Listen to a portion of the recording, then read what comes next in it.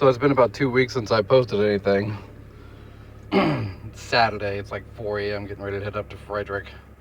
Doing some last minute code changes. One of the reasons I haven't posted anything is this wire. I2C. What a pain in the ass. The system just hasn't been working at all if the car is running. If the car is not on, it works great. So basically, I had a shielded data cable, which is what you think you should use. And you turn the car on and you drive around and it may or may not work. And then if you turn the air conditioning on, well, forget it, it's not gonna work. And I tried all kinds of stuff. None of it worked.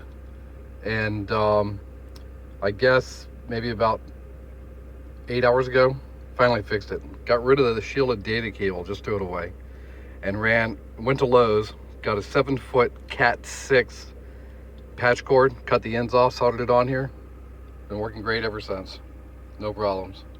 So forget shielded cable, just get some cheap cable. Use that. That solved all my problems. I've been working on this for like 10 days.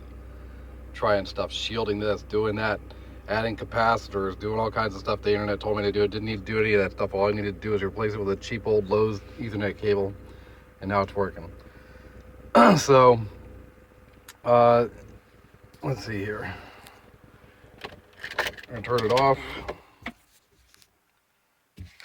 And when we turn the key on, if I can get to it.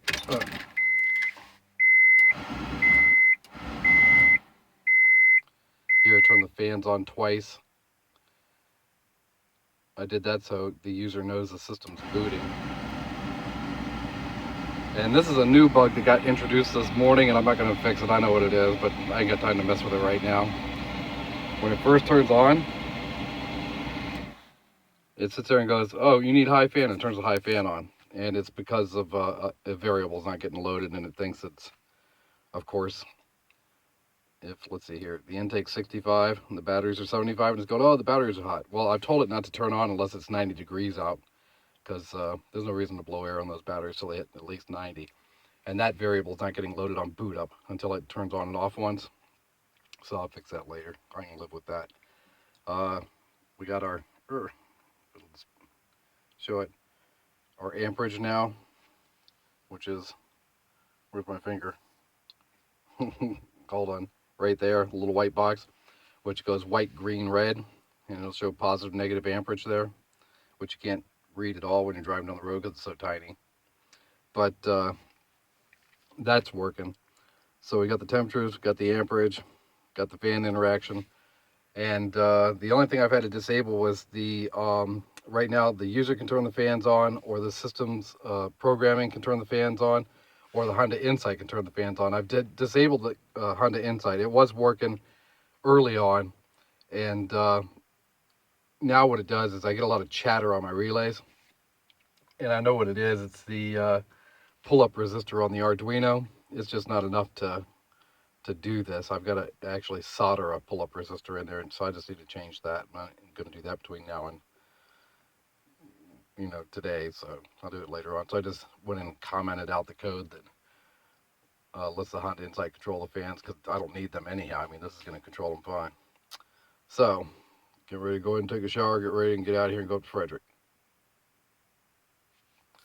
So we have to cut the car on. And right now, and then it's going to turn the fan on high here in a second. It's going to go, oh, your battery's right. And then I have to turn it off.